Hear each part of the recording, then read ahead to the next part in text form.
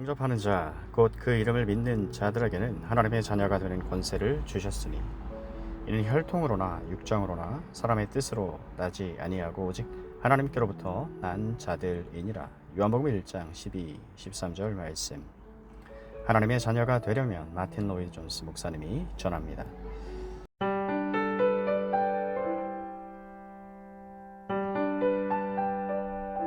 이제 사도가 요한복음 서문에서 제시하는 일련의 단계들 중 다음 단계를 다룰 차례입니다.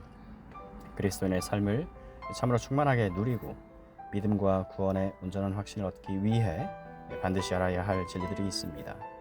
우리는 사도가 제시하는 순서대로 이 진리들을 하나씩 살펴볼 것입니다. 사도가 복음서와 첫 번째 서신을 쓴 목적은 우리에게 확신과 자신감을 주며 마땅히 누리고 있어야 하는 그리스도인의 삶을 누리게 할 뿐 아니라 그리스도인으로서 감당해야 할 역할을 감당토록 하는 데에 있습니다. 이 일들은 항상 같이 가게 되어 있습니다. 여호와로 인하여 기뻐하는 것이 너희의 힘이니라. 느헤미야 8장 10절. 모든 그리스도인에게 궁극적으로 필요한 것은 확신입니다. 확신이야말로 경건에 이르는 길이요 기독교회가 참으로 활발하게 움직일 수 있는 길입니다. 이처럼 확신은 모든 것의 열쇠이자 비결입니다. 사도들도 오순절 성령 세례를 통해서 까다로운 확신을 얻고 난 뒤에야 사도행전에 기록된 것처럼 하나님께 쓰임 받을 수 있었고 거룩한 담대함으로 설교할 수 있었습니다. 우리는 그동안 요한이 제시하는 중대한 단계들을 일부 살펴보았습니다. 이 모든 단계들의 중심은 주님에 대한 진리를 아는 데 있습니다. 율법을 생각할 때 또한 우리를 둘러싸고 있고 우리 안에 들어와 있는 어둠을 생각할 때 반드시 그리스도가 계셔야 한다는 사실을 알아야 합니다. 지난번에는 사도가 제시한 요점을 살펴보았습니다. 주님을 알고 영접하고 믿는 것이 기본적이고 필수적인 단계라는 것 말입니다. 사도는 주님을 알고 영접하고 믿을 때 반드시 그 다음 단계로 나아가게 된다고 말하고 있는데 이제 그 단계를 살펴보고자 합니다. 첫 번째로 강조할 점이 있습니다. 그 이름을 믿는다는 것은 단순히 그리스도와 관련된 다수의 명제에 지적으로 동의한다는 말이 아닙니다. 이른바 의지하는 신앙을 가리키는 말입니다. 신뢰와 의지의 요소가 반드시 있어야 합니다. 주님에 대한 옳고 바른 교리들만 믿으면 되는 게 아닙니다. 참으로 주님을 영접하고 믿는다는 것은 그런 게 아닙니다. 그 이름을 믿는다는 것은 성경이 알려주는 특정한 방식으로 주님을 바라보는 것입니다.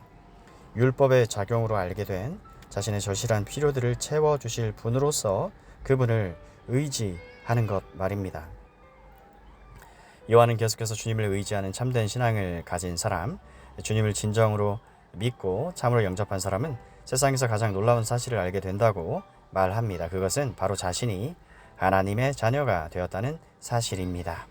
영접하는 자, 곧 그 이름을 믿는 자들에게는 하나님의 자녀가 되는 권세를 주셨으니 이는 혈통으로나 육정으로나 사람의 뜻으로 나지 아니하고 오직 하나님께로부터 난 자들이니라. 사도 요한은 이 말을 통해 성경의 중대한 기본 교리, 기초 교리를 소개합니다. 다음과 같이 살펴봅시다. 구원은 단순히 죄사함을 받고 하나님 보시기에 의롭다 하심을 얻는 것만을 뜻하지 않습니다. 물론 그 의미도 있습니다. 우리에게 가장 먼저 필요한 것이 바로 죄사함입니다. 피고석에 앉은 죄인에게 첫째로 필요한 것이 석방이듯이 우리 모두에게 가장 먼저 필요한 것은 죄사함입니다. 무엇보다 우리는 죄인입니다. 단순히 병든 환자가 아닙니다. 죄는 병이 아닙니다. 우리에 대해 가장 먼저 지적해야 할 사실은 우리가 정죄 아래 있다는 것입니다. 하나님 앞에 죄인이기에 용서와 사면과 의롭다 하심이 필요하다는 것입니다. 주 예수 그리스도를 믿는 자는 누구나 믿음으로 의롭다 하심을 받습니다. 그러나 그것이 구원의 전부는 아닙니다. 우리의 비극은 이 단계에 멈추어 버린 채 용서받고 과거를 씻고 천국에 가는 것만이 기독교의 전부인 양 생각할 때가 너무나 많다는 것입니다. 은혜 안에서 거룩하게 자라나는 일, 곧 성화도 구원의 전부는 아닙니다. 은혜 아래에서 거룩하게 자라나는 일, 곧 성화.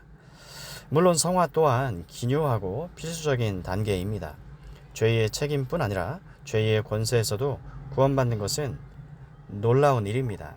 하지만 이 큰 구원에 죄사함과 성화만 있는 것은 아닙니다. 구원의 가장 놀라운 점은 하나님 앞에서 우리의 지위와 신분이 바뀐다는 것입니다. 하나님과 우리의 관계 자체가 완전히 바뀌고 새로워진다는 것입니다. 죄사함을 받아도 여전히 예전과 같은 사람일 수 있습니다. 성령의 가르치심과 일하심으로 조금은 나아진다 해도 본질적으로는 여전히 예전과 같은 사람일 수 있습니다.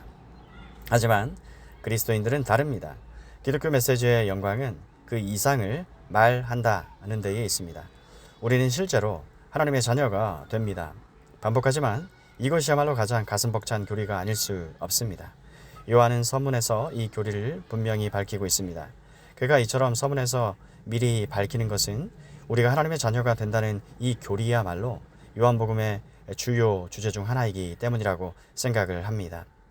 이것은 모든 사람이 익히 아는 사실입니다. 니고데모가 밤에 주님을 찾아와 대화를 나누는 요한복음 3장의 유명한 일화를 보면 이에 대한 상세한 설명이 나옵니다. 요한 1서, 예컨대 1서 3장의 중대한 주제도 이것입니다. 아마도 이것은 요한에게 특별히 맡겨진 교리가 아니었을까 하는 생각이 듭니다. 물론 요한만 이 교리를 가르친 것은 아닙니다. 사용하는 용어는 각기 다르지만 신약성경 기자들 모두가 이 교리를 가르치고 있습니다. 그렇다면 이 말에 담긴 정확한 의미는 무엇일까요? 요한은 자신이 앞으로 설명해 나갈 엄청난 진리들을 서문에 다 모아 놓았습니다. 서곡이나 서문은 원래 이런 역할을 합니다. 앞으로 전개될 주제들을 미리 암시해 주는 것입니다. 우리가 하나님의 자녀가 된다는 것은 요한이 복음서에서 중요하게 다루는 주제이자 우리의 주관적인 관점에서 볼 때에도 가장 중요한 주제입니다. 그런데 구체적인 내용으로 들어가기 전에 주목해야 할 점이 두 가지 있습니다. 첫째는 아들과 자녀가 어떻게 다른가 하는 것입니다. 흠정역에는 영접하는 자 곧 그 이름을 믿는 자들에게는 하나님의 아들이 되는 권세를 주셨으니, 실제로 요한이 쓴 단어는 아들이 아닌 자녀였다는 점에서 이것은 유감스러운 번역입니다. 요한은 복음서뿐 아니라 서신서에서도 늘 아들 대신 자녀라는 단어를 썼습니다. 이와 대조적으로 사도 바울은 아들이라는 말을 주로 썼습니다. 그는 이 말을 더 선호했던 것으로 보입니다. 이 시점에서 굳이 두 단어를 구분하는 이유가 무엇일까요? 물론 요한 자신이 의도적으로 두 단어를 구분했기 때문입니다. 그가 아들 대신 자녀라는 말을 선택한 것은 아주 의미심장합니다. 이 두 단어에는 다음과 같은 차이가 있습니다. 아들은 좀 더 객관적인 단어로서 이를테면 입양을 통해 생겨나는 지위나 신분 등을 나타냅니다. 따라서 아들이라고 할 때는 그 사람 내지 그 아이의 신분에 따르는 특혜와 특권을 가리킵니다. 즉 관계의 외적이고 객관적인 면을 강조합니다. 반면 자녀는 내적인 면, 즉 부모와 같은 본성을 가지고 있다는 면을 강조하는 단어입니다. 이런 점에서 이 말은 중생의 개념과 바로 연결됩니다. 이것이 엄밀한 철학적 관점에서 볼 때 두 단어에 나타나는 본질적인 차이점입니다. 이렇게 보면 요한이 아들 대신 자녀라는 말을 택한 것도 그리 놀랄 일이 아닙니다. 요한이 실제로 영접하는 자 곧 그 이름을 믿는 자들에게는 하나님의 자녀가 되는 권세를 주셨으니라고 말했다는 이 사실을 알아두는 것이 유익합니다. 우리가 미리 알아두어야 할 두 번째 요점 또한 아주 중요합니다. 성경은 하나님과 그 자녀의 관계에 대해 가르칠 때 항상 우리 주와 구주 되신 예수 그리스도의 관점에서 가르칩니다. 그리스도와 별개로 이 관계만 가르치는 경우는 없습니다. 어떤 이는 반박할 것입니다. 하지만 사도행전을 보면 사도 바울이 아덴에서 설교할 때 우리는 다 그의 소생이라 하지 않습니까? 모든 사람이 다 하나님의 자녀 아니냐고요. 대체 무슨 권리로 이 가르침이 항상 예수 그리스도와 연관된다고 말하는 겁니까? 모든 사람이 다 하나님의 자녀라는 것은 오늘날 큰 인기를 얻고 있는 견해입니다. 이른바 하나님의 보편적인 아버지 되심을 가르치고 있습니다. 이것은 교회 밖에 있는 사람들이 고수하는 견해이자 그들이 굳이 예배당을 찾지 않는 이유이기도 합니다. 사람들은 스스로 하나님의 자녀라고 여기며 어쨌든 하나님을 믿으니까 그렇기 때문에 아무 문제가 없다고 생각을 합니다. 교회도 사실상 같은 사상을 가르치고 있습니다. 세상의 비극은 모든 사람이 하나님의 자녀임을 모르는 데 있으며, 따라서 설교의 진정한 사명 및 복음 선포의 핵심은 이 좋은 소식을 알리는 데 있다는 것입니다. 현재 교회 안에 있는 많은 이들이 복음에 대해 이런 생각을 가지고 있습니다. 그들은 하나님은 우리 모두를 사랑하신다. 하나님은 우리 모두의 아버지시다. 문제는 사람들이 이것을 모르고 이기적인 육신의 삶을 산다는 데에 있다. 그러므로 그리스도인들은 곳곳에 나아가 하나님이 그들을 사랑하신다는 것과 본인들이 인식하든 못하든 하나님의 자녀라는 사실을 알려야 한다. 사람들이 원하는 대로 살도록 내버려둬라. 어찌 되었든 그들은 하나님의 자녀이며 결국 모든 것이 잘 될 것이다. 이토록 오랫동안 이것을 모르고 지내왔다니 얼마나 부끄럽고 참담한 일인가. 이에 대한 답변이 우리가 살펴보고 있는 12절에 나온다고 저는 생각합니다. 다른 성경을 더 찾아볼 필요도 없습니다. 그 견해와 대조되는 가르침이 여기 나옵니다. 자기 땅에 오매 자기 백성이 영접하지 아니하였으나 영접하는 자, 곧 그 이름을 믿는 자들에게는 하나님의 자녀가 되는 권세를 주셨으니, 영접하는 자, 즉 모든 사람이 아니라 영접하는 자.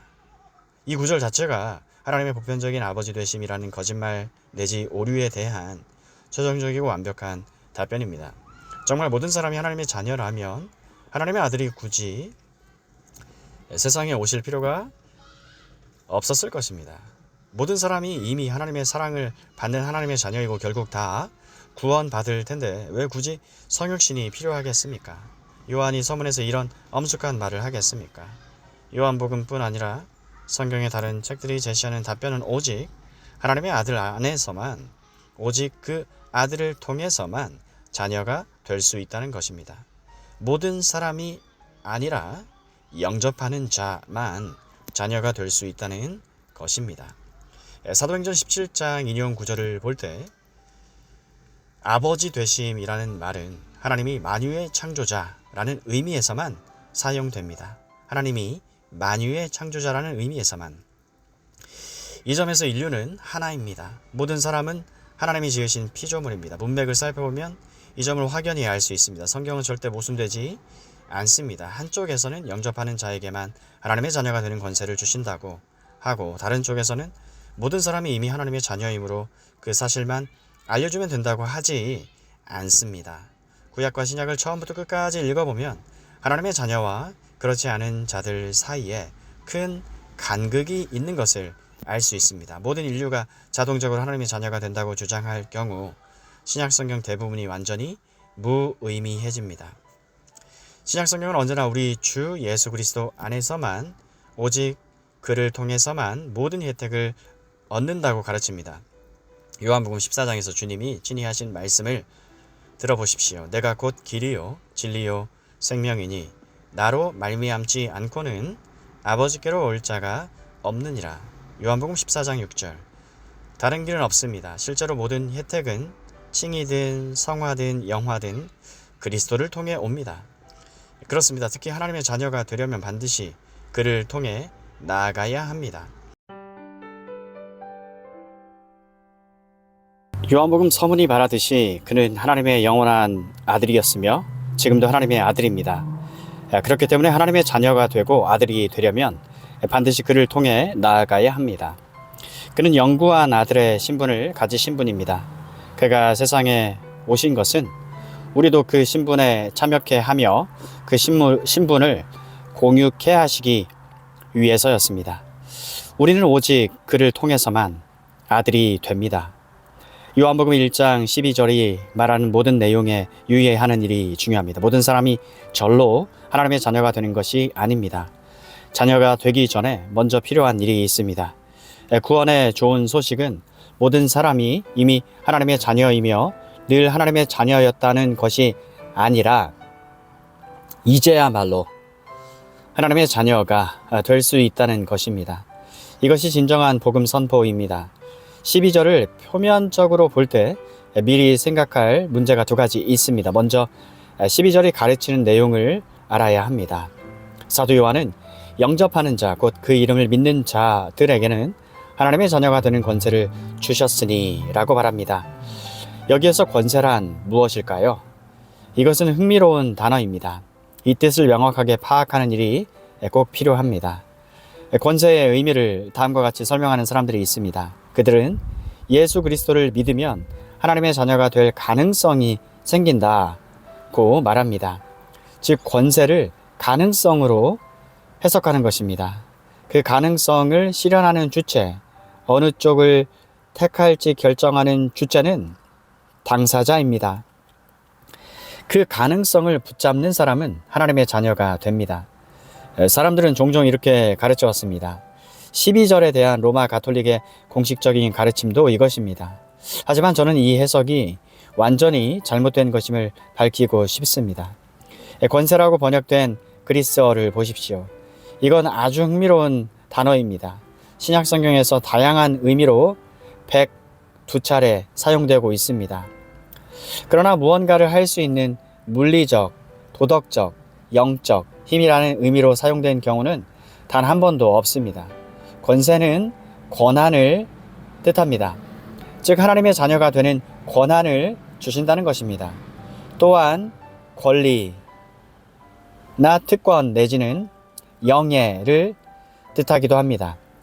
사실 저는 존 칼빈보다 더 이 말을 잘 설명할 수는 없다고 생각합니다. 그는 이것이 그럴만하다고 인정받다 라는 뜻이라고 했습니다. 즉 영접하는 자, 곧 그 이름을 믿는 자들에게는 하나님의 자녀가 될 만하다고 인정받는 권리를 주셨으니, 이 점이 중요합니다. 반복하지만 12절은 우리에게 무슨 결정권을 주신다는 뜻이 아닙니다.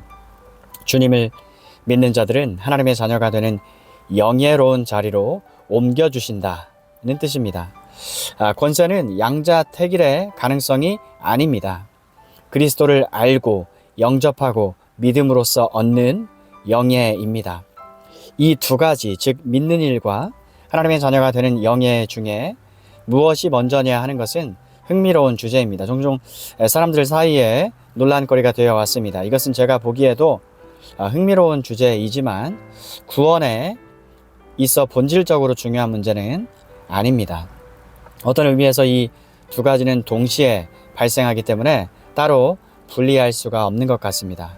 그래도 굳이 무엇이 먼저인지 밝히라고 한다면 육에 속한 사람에 대한 성경의 여러 구절들, 예컨대 고린도전서 2장 14절 말씀, 육에 속한 사람은 하나님의 성령의 일들을 받지 아니하나니 이는 그것들이 그에게는 어리석게 보임이요. 로마서 8장 7절 말씀입니다. 육신의 생각은 하나님과 원수가 되나니 이는 하나님의 법에 굴복하지 아니할 뿐 아니라 굴복할 수도 할 수도 없습니다. 같은 말씀들을 고려할 때 영적 출생이 먼저라고 하겠습니다. 육에 속한 사람이 어떻게 주 예수 그리스도를 믿고 하나님의 자녀가 될 수 있겠습니까? 성경은 그럴 수 없다고, 육에 속한 사람은 믿을 수 없다고 말합니다. 그는 복음을 거부하고 미워합니다. 미련한 것으로 여깁니다. 사도 바울이 에베소 교인들에게 보낸 편지에도 중대한 진술이 나옵니다. 허물과 죄로 죽었던 너희를 살리셨도다. 에베소서 2장 1절 말씀. 죄로 죽어있는 우리를 하나님이 살리셨다는 것입니다. 이처럼 믿고 하나님의 자녀가 되게 하시는 분은 오직 하나님입니다. 이 일들이 일어나는 시점을 규명하는 것이 지적으로는 흥미로운 주제겠지만 지금 우리가 집중해야 할 진리는 오직 하나님이 이 일을 하신다는 것이라고 생각합니다. 믿게 하는 것도 하나님의 자녀가 되게 하는 것도 다 하나님의 일입니다. 하나님이 행하시는 일, 하나님이 주 예수 그리스도를 통해 행하시는 일입니다. 하나님이 우리를 영예로운 자녀의 자리로 옮겨 주십니다. 다음으로 살펴볼 단어는 되는 입니다. 괄호, 이 모든 것은 우리들을 이 중대한 진리의 핵심과 중심으로 인도해주는 아주 중요하고 매력적인 단어들입니다. 반드시 살펴볼 필요가 있습니다. 닫고, 영접하는 자 곧 그 이름을 믿는 자들에게는 하나님의 자녀가 되는 권세를 주셨으니, 이 또한 흥미로운 단어입니다. 우리는 주 예수 그리스도가 하나님의 아들이 되셨다는 말을 들어본 적이 없습니다. 그는 항상 하나님의 아들이었습니다. 때문에 새삼 아들이 되실 수가 없습니다. 집집이 찾아다니며 이와 다른 견해를 가르치는 책을 파는 거짓 선생들이 있습니다. 그들은 그리스도가 영구한 아들의 신분을 가지신 분이요, 아버지와 동등하신 분이요, 아버지처럼 영원하신 분임을 믿지 않는다고 말합니다. 자신들은 그것을 부인하는 여호와의 증인이라고 합니다. 그런 자들에게 내놓을 답변이 이것입니다. 성경은 단 한 번도 그리스도가 하나님의 아들이 되셨다고 말하지 않습니다. 오직 육신이 되셨다고 말할 뿐입니다. 14절을 보실까요? 말씀이 육신이 되어. 그리스도는 하나님의 영원하신 아들입니다. 영원한 신성을 가지고 계신 분입니다. 그는 육신이 되셔야 했지만 아들이 되실 필요는 없었습니다. 원래 하나님의 아들이었기 때문입니다. 하지만 우리는 하나님의 아들이 되어야 합니다. 이것은 중요한 요점입니다. 하나님의 보편적 아버지 되심의 교리가 왜 잘못된 것인지를 보여주는 더 구체적인 증거이기도 합니다. 우리는 원래 하나님의 자녀가 아니었기 때문에 하나님의 자녀가 되어야 합니다. 사실 우리는 다른 이들과 같이 본질상 진노의 자녀였습니다. 에베소서 2장 3절 말씀. 저는 하나님의 자녀가 되기 전에 아주 분명하고 실제적인 변화가 일어난다는 점을 강조하기 위해 사도가 아주 의도적으로 되는 이라는 단어를 썼다고 생각합니다. 그는 영접하는 자들에게는 하나님의 자녀라고 불리는 영예를 주셨으니 라고 말하지 않습니다. 그렇게 말해도 놀라웠겠지만 하나님의 자녀가 되는 권세를 주셨으니라는 말만큼 놀랍지는 않았을 것입니다. 그리스도인은 예전처럼 또는 예전보다 조금 낮게 살면서 하나님의 자녀라는 이름만 얻는 게 아닙니다. 결코 아닙니다. 우리는 실제로 하나님의 자녀가 됩니다. 실제로 변화가 일어납니다. 사도 요한은 이 변화가 무엇인지 아주 조심스럽게 이야기해 줍니다. 이것이 13절에 나오는 하나님께로부터 난 자들이라는 표현에 담긴 의미입니다.